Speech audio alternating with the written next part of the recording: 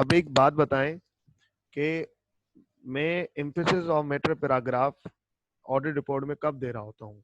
Sir emphasis of matter paragraph तब दे रहा होता हूँ, एम्फेसिस ऑफ मैटर पैराग्राफ मैं तब दे रहा होता हूँ, मैं दोबारा रिपीट कर रहा हूँ ये, जब एक चीज फाइनेंशियल स्टेटमेंट ये मैं दे रहा होता हूँ ऑडिट रिपोर्ट के अंदर। एम्फेसिस ऑफ मैटर पैराग्राफ में दे रहा होता हूँ ऑडिट रिपोर्ट के अंदर। कब दे रहा होता हूँ? जब एक चीज इसके अंदर दो चीज है, इसके अंदर दो कंडीशन होती है। एक चीज फाइनेंशियल स्टेटमेंट में डिस्क्लोज्ड हो, एक चीज फाइनेंशियल स्टेटमेंट में डिस्क्लोज हो। दूसरी बात ये कि जो मैं समझ रहा होता हूँ कि ये मुझे शेयर होल्डर्स को, यूजर्स को, स्टेक होल्डर्स को बताना जरूरी है, जो कि शेयर होल्डर्स को, जो कि मैं समझ रहा होता हूँ ये चीज मटेरियल है और मैं चाह रहा हूं कि ये शेयर होल्डर्स के अंडरस्टैंडिंग में, शेयर होल्डर्स के दिमाग में बात लाना जरूरी है, तब मैं दे रहा होता हूँ ईओएम। और मैं ओईएम कब दे रहा होता हूँ, अदर मैटर ओएमपी कब दे रहा होता हूँ? सर मैं तब दे रहा होता हूँ जब एक चीज फाइनेंशियल स्टेटमेंट में डिस्क्लोज ना हो। फाइनेंशियल स्टेटमेंट में डिस्क्लोज होने की जरूरत भी नहीं है सर, होने की जरूरत भी नहीं है और हो भी नहीं, ठीक है ना। एक चीज जो आईएफआरएस कह रहा है कि फाइनेंशियल स्टेटमेंट में डिस्क्लोज करने की जरूरत नहीं है, आईएफआरएस की रिक्वायरमेंट नहीं है फाइनेंशियल स्टेटमेंट में डिस्क्लोज करने की। यहाँ पे रिक्वायरमेंट है, यहाँ पे रिक्वायरमेंट है फाइनेंशियल स्टेटमेंट में डिस्क्लोज करने की। एक चीज जो कि फाइनेंशियल स्टेटमेंट में डिस्क्लोज होनी चाहिए, नोट्स टू अकाउंट में होनी चाहिए और डिस्क्लोज है भी और मटेरियल है। तो मैं अगर चाह रहा हूँ फाइनेंशियल स्टेटमेंट, मैं अगर चाह रहा हूँ ऑडिटर चाह रहा है कि शेयर होल्डर, स्टेक होल्डर इसको जरूर देखे, उसकी नॉलेज में ये आनी चाहिए, तो सर उसकी नॉलेज में आनी चाहिए, तो मैं एम्फेसिस ऑफ मैटर पैराग्राफ में ये बात डाल रहा होता हूँ। अब अगर बात ये अदर मैटर पैराग्राफ है, मैं कब दे रहा होता हूँ? जब एक चीज फाइनेंशियल स्टेटमेंट में डिस्क्लोज करने की रिक्वायरमेंट भी नहीं है और की भी नहीं गई है, और मैं चाह रहा हूँ कि ये चीज मटेरियल है, मुझे जो है ये चीज अहम है, मुझे ये जो है ना शेयर होल्डर की नॉलेज में लाना जरूरी है, तब मैं अदर मैटर पैराग्राफ दे रहा होता हूँ। सर यहाँ तक क्लियर है? ठीक है ना। अब अब ना मैं आपको दो क्वेश्चन करवा रहा हूँ।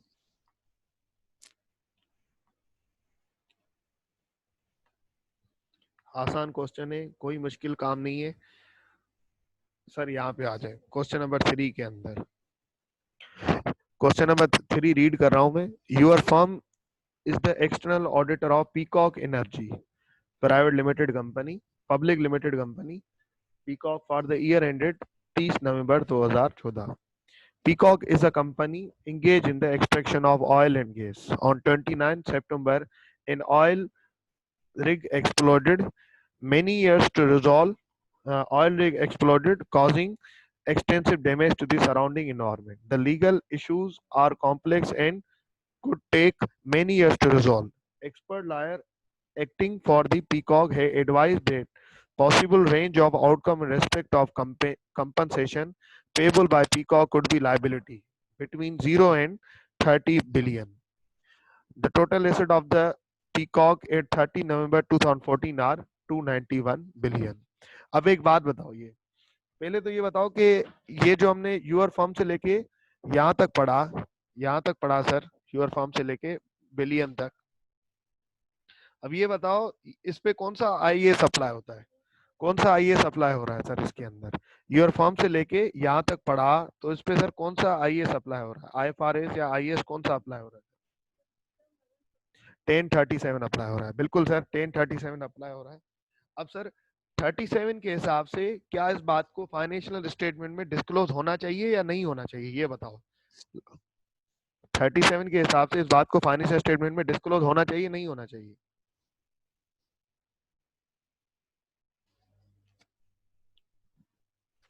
बताएं सर।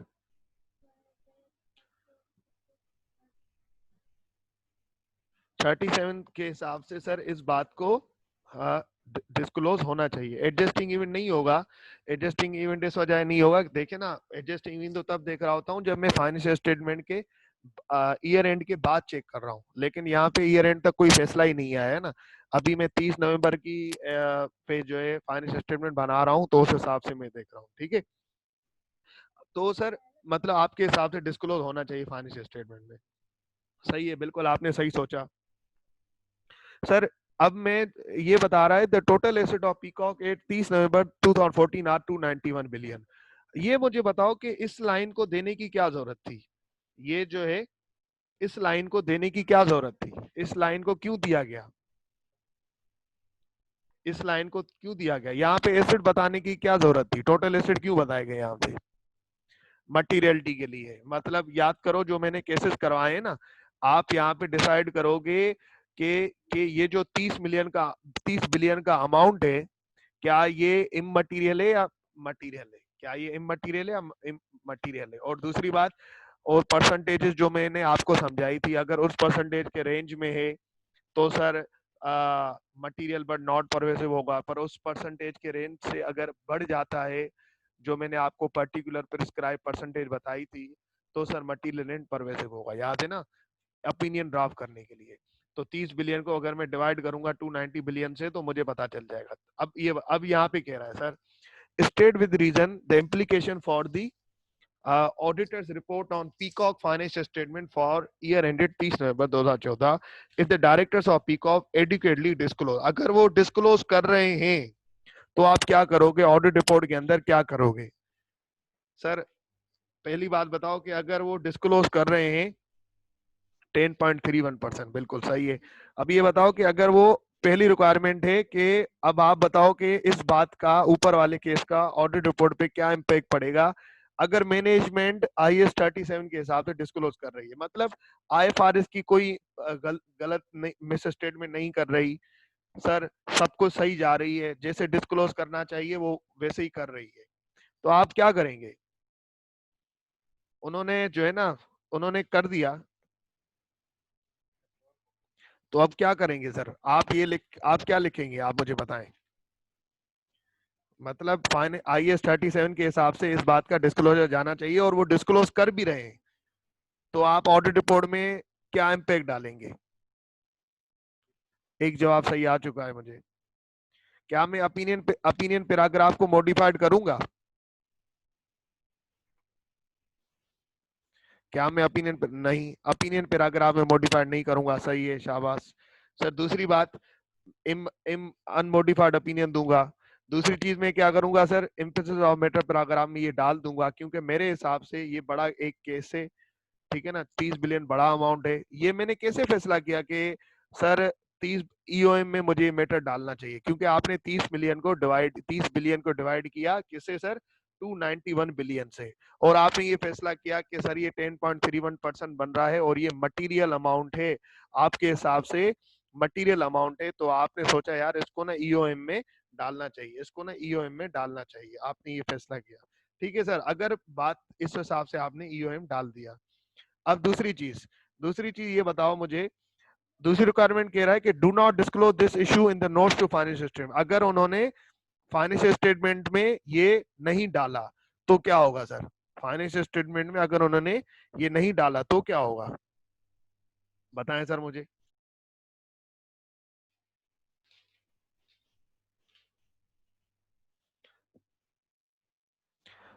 नहीं, अदर मैटर पैराग्राफ क्यों दूंगा मैं? अदर मैटर पैराग्राफ में मैंने क्या कहा कि IFRS की रिक्वायरमेंट भी नहीं होगी डिस्क्लोज करने की, IFRS की रिक्वायरमेंट भी नहीं होगी डिस्क्लोज करने की, तब मैं अदर मैटर पैराग्राफ दे रहा होता हूँ। मतलब एक होता है ना IFRS की रिक्वायरमेंट हो और डिस्क्लोज नहीं किया हो तो फिर मटीरियल मिस स्टेटमेंट बनती है।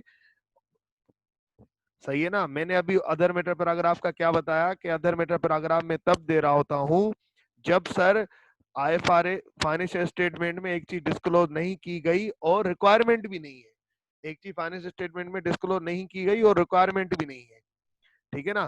पर और मैं समझ रहा होता हूँ कि यूजर को बताना बड़ा जरूरी है, लेकिन यहाँ पे कुछ अलग सीन है। यहाँ पे डिस्क्लोज करने की रिक्वायरमेंट है और मैनेजमेंट डिस्क्लोज नहीं कर रही, तो फिर मुझे चेक करना पड़ेगा इसका इम्पैक्ट क्या है, मटीरियल है या इमटीरियल है। मैनेजमेंट डिस्क्लोज नहीं कर रही, जब मैनेजमेंट ने एक बार डिस्क्लोज ही नहीं की तो फिर मैं EOM भी कैसे दे सकता हूँ? मतलब उन्होंने सर मटीरियलिटी की खिलाफ वर्जी की है, उन्होंने मिस स्टेटमेंट की है। मिस स्टेटमेंट किस तरीके से? मिस स्टेटमेंट डिस्क्लोजर के हिसाब से। मिस स्टेटमेंट डिस्क्लोजर के हिसाब से ओपिनियन मॉडिफाइड हो जाएगा। कौन सा ओपिनियन जाएगा? कौन सा ओपिनियन जाएगा? क्वालिफाइड जाएगा, क्वालिफाइड जाएगा सर, एडवर्स जाएगा, डिस्क्लेमर जाएगा, कौन सा जाएगा?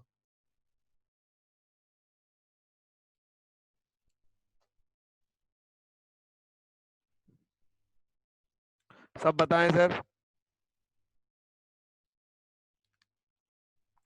तो मैं कैसे फैसला करूंगा कि परवेजिव है या एडवर्स है?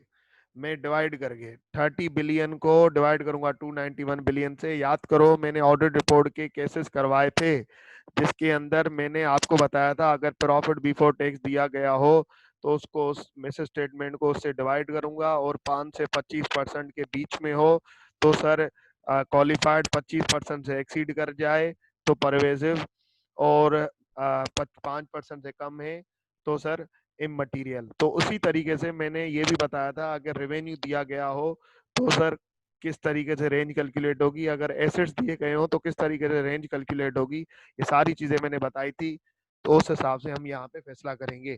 सर आप लोगों का काम है ये सवाल वीडियो से देख के इसका जवाब मुझे ड्राफ्ट करके भेजेंगे, ठीक है? ड्राफ्ट करके भेजेंगे। उसके बाद सर अब आ जाता हूँ क्वेश्चन 2 के अंदर। ये वाला सवाल देखें, क्वेश्चन 3 क्लियर हो गया होगा। अब यहाँ पे क्वेश्चन नंबर 2 रीड करें सर। क्वेश्चन नंबर 2 रीड करें sir. Your firm is the external auditor of Terrible for the year ended 31st August 2014. Terrible has included in its year-end inventory valuation items, which your firm considered to be obsolete. जब एक inventory के अंदर कौन सा IS लगता है sir? IS 2 लगता है। और आईएस 2 क्या कहता है कि इन्वेंट्री हमेशा वैल्यू होनी चाहिए लोअर ऑफ कॉस्ट या एनआरवी। अब आप समझ रहे हैं कि इसके अंदर इन्वेंट्री के अंदर कुछ ऐसे आइटम्स हैं जो कि ऑब्सोलीट हो चुके हैं, तो मतलब उनको क्या होना चाहिए सर? उनको क्या होना चाहिए? उनको इम्पेयरमेंट रिकॉर्ड करनी चाहिए, उनको चार्ज ऑफ हो जाना चाहिए, उनकी वैल्यू कम करनी चाहिए। Consequently should be written off, उनको राइट ऑफ कर देना चाहिए। ऑब्सोलीट हो चुके हैं, अब किसी काम के ही नहीं है, मतलब पीएनएल डेबिट और सर इन्वेंट्री क्रेडिट हो जाना चाहिए।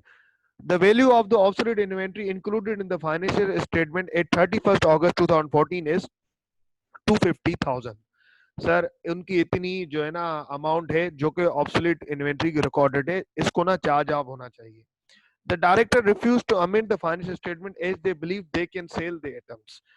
डायरेक्टर्स आपकी बात नहीं मान रहे, वो कह रहे हैं नहीं नहीं हम जो है ना इन आइटम को सेल कर लेंगे, हम जो है ना फाइनेंशियल स्टेटमेंट में इसको एनआरवी पे नहीं लेके आएंगे, कॉस्ट पे ही रखेंगे। तो इसका मतलब क्या? इन्होंने आईएएस की खिलाफ वर्जी कर दी, इन्होंने आईएफआरएस की खिलाफ वर्जी कर दी, आईएफआरएस की नॉन कंप्लायंस कर दी। अब जब भी आईएफआरएस की नॉन कंप्लायंस की जाए तो मतलब मिस स्टेटमेंट है। अब मुझे चेक करना है कि ये मटेरियल है या इमटेरियल है। The draft financial statement for the year ended 31st August 2014 show total assets of 10.5 million and profit before taxation of 1.8 million. अब एक बात बताओ, मैंने आपको कहा गया था जब टोटल एसेट दिए गए हो और प्रॉफिट बिफोर टैक्सेशन दी गई हो तो सर आप किसको प्रेफर करेंगे उठाना? किसको आप प्रेफर करेंगे? प्रॉफिट बिफोर टैक्स को प्रेफर करेंगे। याद है ना भाईजान? प्रॉफिट बिफोर टैक्स को प्रेफर करेंगे। याद है सबको? सब साथ हैं? अब सर मैं क्या करूंगा, 250,000 को डिवाइड करूंगा सर, किससे डिवाइड करूंगा मैं? सर मैं डिवाइड करूंगा 1.8 मिलियन से, ये बनेगा 13.8 मिलियन। अब प्रॉफिट बिफोर टैक्स की हमेशा हमेशा प्रॉफिट बिफोर टैक्स की ये बताओ मुझे क्या परसेंटेज होती थी फैसला करने के लिए? प्रॉफिट बिफोर टैक्स की फैसला करने के लिए क्या परसेंटेज मैंने आपको बताई थी? 5% से लेके 25% तक। अगर 5% से कम हो तो इमटेरियल, 25% से ज्यादा हो तो परवेजिव, पर अगर 5 से लेकर 25% के बीच में हो तो मतलब material, the matter is material but not pervasive. तो कौन सा ओपिनियन जाएगा? क्वालिफाइड ओपिनियन जाएगा। Sir state whether you would modify the audit opinion. बिल्कुल हाँ हम करेंगे भाईजान, क्वालिफाई मॉडिफाई करेंगे ओपिनियन को। Give reason for your conclusion, आप अपना रीजन बताएं। Describe the modification if any to the audit report. अब ये बताओ, जब जब मैं क्वालिफाइड ओपिनियन को जब मैं क्या करूंगा, ओपिनियन पैराग्राफ को मॉडिफाई करूंगा, जब मैं ओपिनियन पैराग्राफ को मॉडिफाई करूंगा तो क्या क्या चेंजेस आ जाएंगी?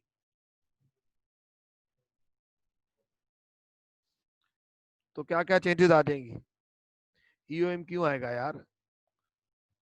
ओपिनियन में चेंज आ जाएगा। उसके बाद basis basis for modified other matter भी नहीं आएगा। Basis for modified opinion, basis for modified qualified opinion paragraph आ जाएगा।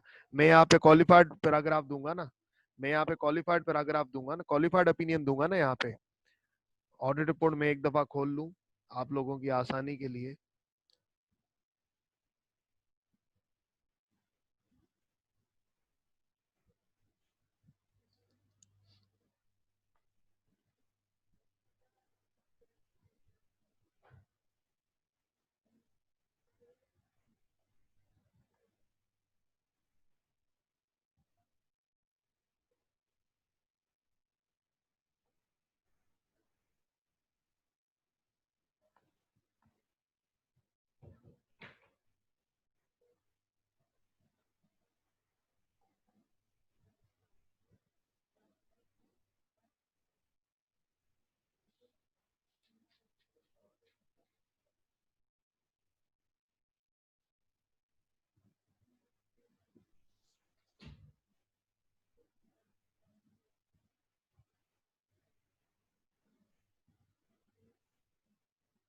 अब देखो, यहाँ पे मैंने ओपिनियन दिया, यहाँ पे मैंने ओपिनियन दिया, ये अनमोडिफाइड ओपिनियन। जब यहाँ पे मैं क्वालिफाइड ओपिनियन दूंगा तो यहाँ पे वर्ड ऐड हो जाएगा क्वालिफाइड ओपिनियन, यहाँ पे वर्ड ऐड हो जाएगा क्वालिफाइड ओपिनियन।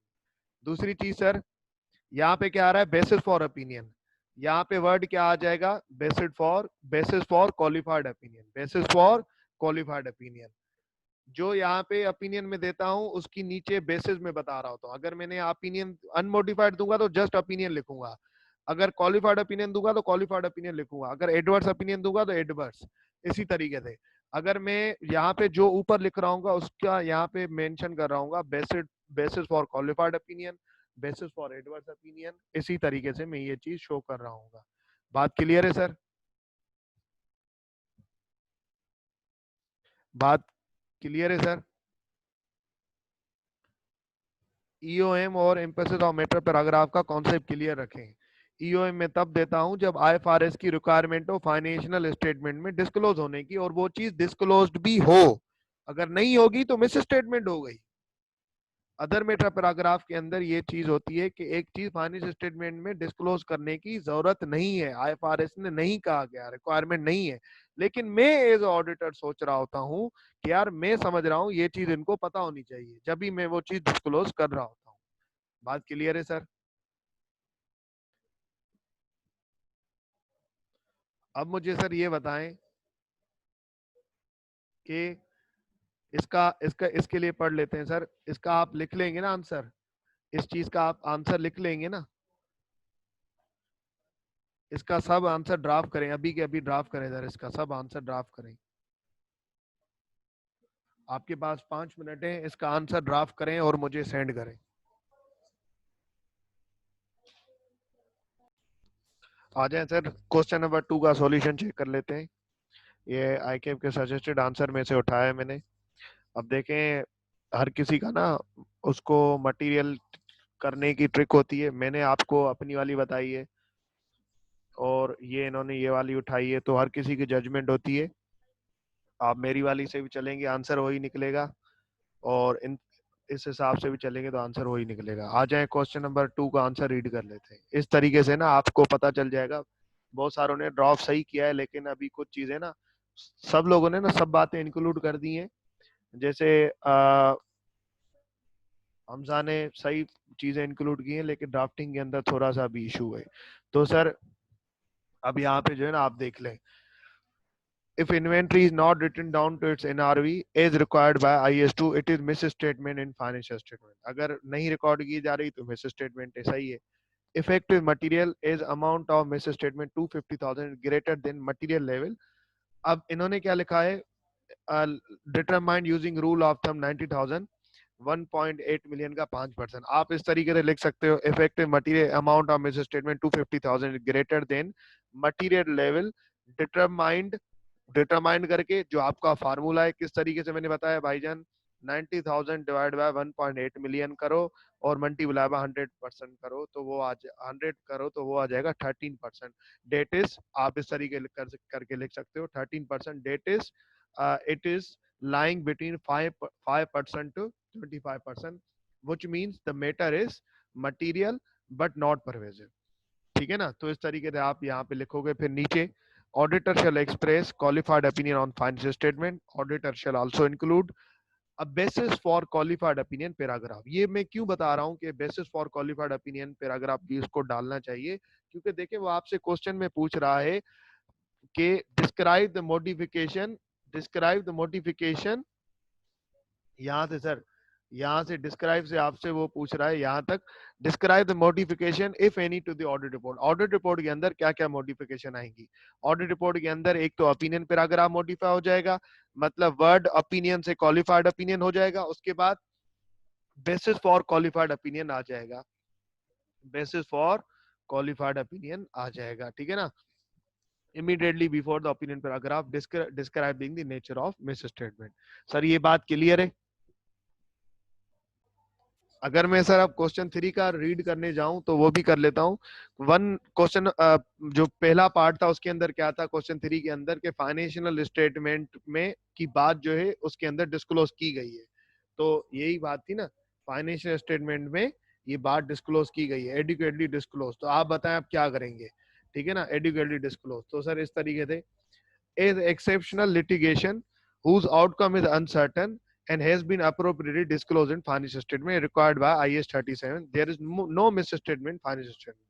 हमेशा सिनेरियो बेस्ड क्वेश्चन में, हमेशा सिनेरियो बेस्ड क्वेश्चन में, देखो दोनों में सिनेरियो बेस्ड क्वेश्चन है, क्वेश्चन 2 में भी क्वेश्चन 3 में भी। मैं बहुत सारे ऐसे सिनेरियो बेस्ड क्वेश्चन आपसे प्रैक्टिस करवाऊंगा। हमेशा देखो लिखने का तरीका क्या है सर, सबसे पहले IFRS की इम्प्लीकेशन बताओ कि IFRS क्या कहता है, अकाउंटिंग स्टैंडर्ड्स क्या कहते हैं, और इन्होंने क्या ये बात पूरी की है कि नहीं की। देखो पहले मैंने यहाँ पे IFRS की ट्रीटमेंट बताई यहाँ तक कि inventory not written down to its NRV a required by IAS 2, और ये मेरे लिए क्या है, ये मेरे लिए मिस स्टेटमेंट है कि नहीं। ठीक है ना, उसके बाद आप बताओ कि मटीरियलिटी कैलकुलेट कैसे करोगे। तो इसी तरीके से यहाँ पे भी sir, as exception litigation whose outcome is uncertain, IAS 37 की वर्डिंग लिख रहा हूं मैं, has been appropriately disclose, disclose होना चाहिए, किया भी है इन्होंने, is required by IAS 37। There is no misstatement financial statement, ये misstatement नहीं है। Auditor shall express unmodified opinion on financial statement, auditor unmodified opinion देगा क्योंकि misstatement नहीं है। However, auditor shall include emphasis on matter paragraph in his report immediately after opinion paragraph to draw user attention to this exceptional litigation। Sir clear है? Clear है?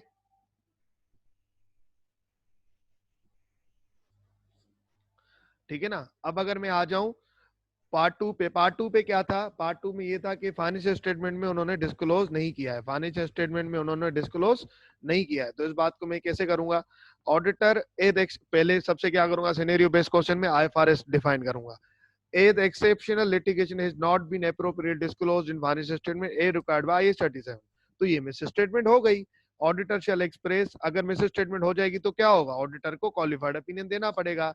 If the effect is material, तो sir अब यहाँ पे ना इसने क्या कर दिया, इसने सर यहाँ पे सियासत कर दी।